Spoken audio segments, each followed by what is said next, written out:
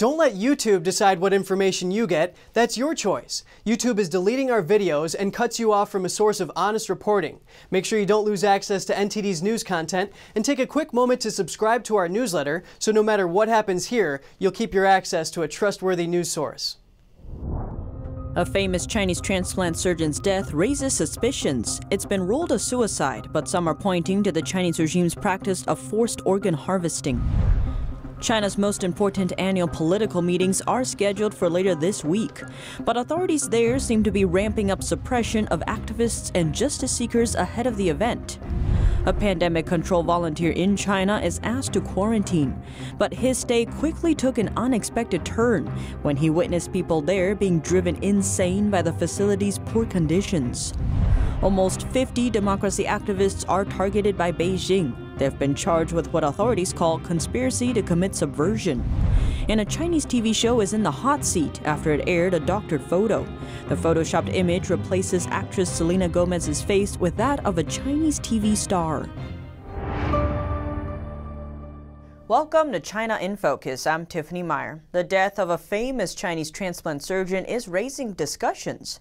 Chinese media on Sunday reported that 57-year-old Dr. Zhang Yunjing had just died. He is suspected to have committed suicide by jumping off his hospital building. But the hospital has refused to confirm the cause of his death. Chinese media touted the surgeon as a heroic figure and reported that he conducted over 2,600 liver transplants during his 20 years in practice. Some Chinese netizens mourned his death, but others are raising questions. One netizen did a little calculation. The figure means that the surgeon did over 130 transplants each year, or one liver transplant every 3 days. Another netizen questioned, where do all those livers come from? If Zhang has indeed committed suicide, he would not be the first Chinese transplant surgeon to do so. That's according to previous reports by Chinese media. In 2007, a famous kidney transplant surgeon from a Chinese military-linked hospital in Shanghai jumped off a hospital building at the age of 44. Another 44-year-old kidney and heart transplant surgeon from the same military hospital also jumped to his death from his office in 2014. In 2010, an 84-year-old internationally renowned Chinese transplant surgeon jumped to his death. The surgeon worked for a military hospital in Nanjing.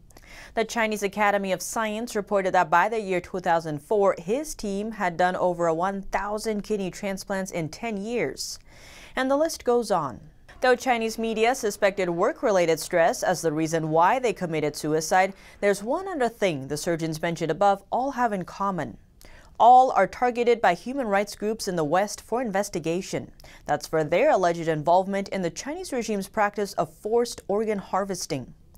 In 2019, an independent tribunal concluded that the Chinese Communist Party, or CCP, is guilty of forced organ harvesting from political dissidents and religious minorities. That includes adherents of the meditation practice Falun Gong and potentially Uyghurs, Tibetans, and House Christians. The tribunal was made up of international legal and medical experts. It was led by Sir Jeffrey Nice. He also headed the International Criminal Tribunal for former Yugoslavia. We, the tribunal members, are all certain, unanimously and sure beyond reasonable doubt, that in China, forced organ harvesting from prisoners of conscience has been practiced for a substantial period of time, involving a very substantial number of victims. In December 2020, U.S. lawmakers introduced legislation to sanction forced organ harvesting.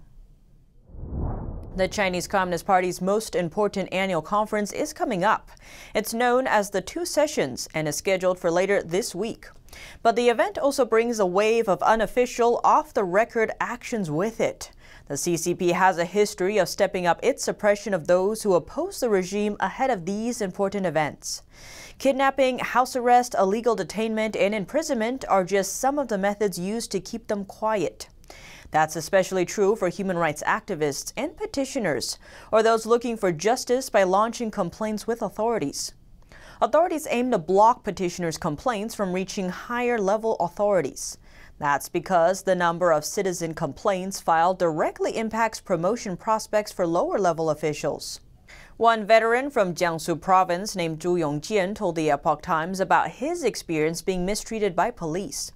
He explained he had planned to visit his lawyer in Beijing on Sunday, but at the railway station in Suzhou City, he was surrounded by police officers and the director of the local petition office, plus some unidentified people. The situation quickly turned violent. He was beaten up and blocked from getting on the train. From there, the officers forced Zhu into a police car and took him to the police station.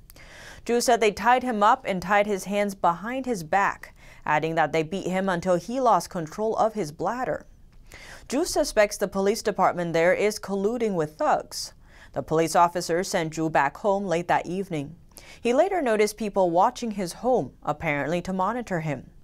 After leaving the army, Zhu opened a butcher shop. In 2001, he was sentenced to 6 months in jail because of a fight with a neighboring market stall owner.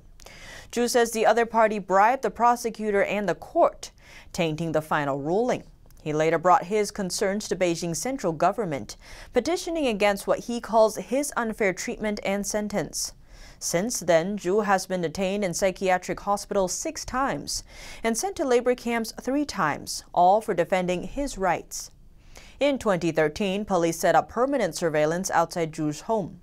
Security guards took turns keeping watch there, 24/7 for 4 years. The constant monitoring aimed to prevent him from going to Beijing. In 2018, Zhu was again placed under house arrest for supporting other veterans' rights. He was later sentenced to about 2 years in prison. After working as a pandemic control volunteer for some 20 days, Mr. Cho himself was asked to quarantine. He never thought the journey would become a nightmare. NTD's Wenhui has more. After working as a volunteer at a pandemic prevention center for some 20 days, Mr. Chu was identified as having second-tier COVID contact, and he had to quarantine in 3 different makeshift hospitals. Chu says he experienced days without sunshine at the quarantine facility, and there were no restrooms to use. He also witnessed how people were driven crazy by the quarantine condition. A month has passed, and he still doesn't know when his quarantine will be over. He says the authorities' policy is, quote, punishing 10,000 innocent people is better than missing a single suspect. Chu is from Nangong City in the northern province of Hebei. It is one of the 2 major outbreak centers in the province. The lockdown there started on January 6th. Chu tells the Chinese edition of the Epoch Times that when the outbreak started on January 3rd, all public institutions were suspended and all staff members who could still work were required to fight the pandemic. He says he worked day and night. The only things left in his life were work and sleep. His job was to make residents stay at home. He did this until he himself was quarantined. The first makeshift hospital where he was quarantined is a converted factory. While in the facility, we could not see the outside. There was no sunshine. We couldn't tell what the time was. The huge lights on the roof were kept on, and when you looked out, you could only see the lights on the outside, but nothing else. You could only tell what time it was from your cell phone. Chu says there were hundreds of people quarantining there, and there was only 1 bed in each room, and nothing else. He explains there were no basic facilities, no Wi-Fi, no cell phone signals, and not even any restrooms. They give you a garbage bag and a toilet stool. Workers would come and collect at a set time with a special garbage bin for this purpose. They collect once a day. Chu also says people couldn't shower there because there was no drainage or hot water. He says his colleague hasn't had a chance to shower in 2 months. Later, he was transferred to another quarantine site that comes with restrooms, and he says it felt like heaven. At some quarantine facilities, I saw adults taking their children with them, some with 2 young kids. Sometimes it's a father with the kids, and the mother quarantining somewhere else. They separated the families. Chu points out that he heard children screaming because they could not bear the pressure and the separation. Sometimes he heard adults shouting and screaming too. He gave us an example of a man that was brought there for no particular reason. He was a local resident and had quarantined at home for 14 days without contacting anybody. However, they still brought him to quarantine at a makeshift hospital. The city of Nangong was designated low risk some 20 days ago, but quarantine still continues. Nobody knows why or when this will end. Chu feels sympathetic for his colleagues who have families to raise and loans to repay. He doesn't know how they could manage because they couldn't receive any income or subsidies while quarantining. But for Chu himself, the only thing on his mind is that he can finally go home when the lockdown is over. Reporting by W.H.O, NTD News. President Biden has been saying that he considers Communist China a competitor. But his administration is continuing a Trump-era regulation that deems the regime an adversary. The rule is aimed at protecting the security of America's supply chain in the tech sector from threats by hostile regimes identified as foreign adversaries. It gives the Commerce Department broad authority to monitor or stop U.S. tech companies from selling products involving U.S. technologies to these foreign adversaries. The rule was proposed by former Commerce Secretary Wilbur Ross. It identified 6 foreign regimes as adversaries, with Communist China being the first on the list. A Commerce spokeswoman states that the rule will go into effect on March 22nd. The rule may apply to business dealings in areas like network, robotics, advanced computing, and data and satellite operations. A Chinese businessman is in legal trouble for allegedly conspiring to steal important trade secrets from General Electric. He reportedly planned to use them for his own startup company. The Justice Department says 64-year-old Qilong Wen-shen-in and his partner in crime, quote, allegedly chose to steal what they lacked the time, talent, or money to create. Ng and at least one of his partners are accused of trying to steal technology worth millions. They wanted to take GE technology for switches that adjust electricity flow through devices. Then they hope to sell the switch devices through their own business. The FBI says he intended to produce the devices in China. Ng hasn't yet been taken into custody. If he's found guilty, he'll face up to 10 years in prison and a $250,000 fine. Former President Trump is blasting President Biden for rejoining the World Health Organization. His comments came during his first major speech since leaving office, given at the Conservative Political Action Conference in Orlando, Florida. He agreed to get back into the World Health Organization for approximately $500 million a year, which is what we were paying. Trump withdrew the U.S. from the WHO last year. He says the WHO reached out for a deal at the time. They called and they wanted us to stay in. I said, how much are we paying? Approximately $500 million. How much is China paying? A much larger in terms of population country. Sir, they're paying $39 million. I said, why are we paying $500 million and they're paying $39? Trump added that the WHO said if the U.S. wants to rejoin, it could pay the same price as China. But he decided against it anyway. The United States has been WHO's largest contributor in 2019. The U.S. paid more than $400 million. It's unclear if the Biden administration rejoined with a $500 million deal. NTD reached out to the White House for comment but didn't get a response before airtime. Former President Trump wasn't the only CPAC speaker to bring up China issues. One congressman is urging President Biden to label the Chinese regime as a transnational criminal organization. We're making a differentiation between the people of China and the Communist Party of China. Perry says the Chinese Communist Party is a criminal organization involved in criminal acts. Whether it's the distribution or the allowance of the distribution of fentanyl across our borders and right into the United States, or whether it's the human rights violation. Fentanyl is one of the deadliest drugs circulating in the U.S. It can be 50 times more potent than heroin, and most of the illegal fentanyl that floods the U.S. comes from China. In 2017, almost 50,000 Americans died from using the drug. The Chinese regime is taking heat over its human rights abuses in the Xinjiang region. The U.S. says Beijing is committing genocide against the Uyghur ethnic minority there.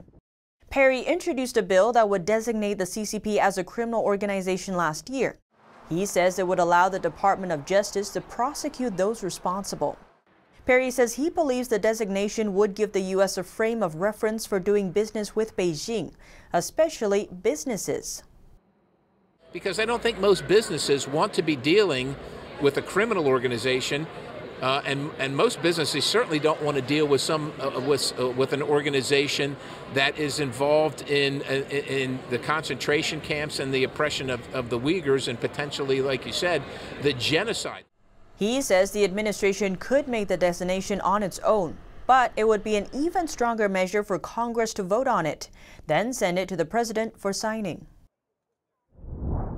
And outside the CPAC conference hall, a car parade sent a unique message. A group of Florida residents came up with the eye-catching idea. They assembled over 20 cars, some with signs calling for the end of the Chinese Communist Party. Other signs urged people to sign related petitions. The cars paraded around the conference location, driving in the area for about 4 hours. Protest slogans rang out as about 1,000 people gathered outside a Hong Kong court on Monday. They came for the hearing of 47 democracy activists charged with what the communist regime calls conspiracy to commit subversion. NTD's Soraya Ali reports.